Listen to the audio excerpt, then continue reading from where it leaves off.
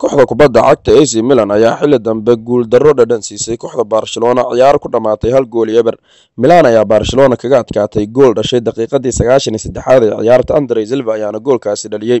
Tani waxay muujinaysaa in tababare Ernesto Valverde iyo wiilashiisa aysan diyaar garow qaangaarsanaysan u lahayn kulamada Barcelona, sidaa darteed guul darro labaad ay la kulmayaan.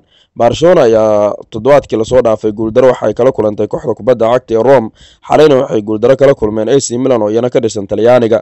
sidaa darteed waxaa la ogaan doonaa kooxda aan suuqa kala iibsiga sida waalan ugu jirta ee Barcelona oo ciyaaryahano muhiim ah soo iibsanaysa marka uu bilowdo horyaalka Spain ee La Liga iyo sida ay ku bilaaban doonaan.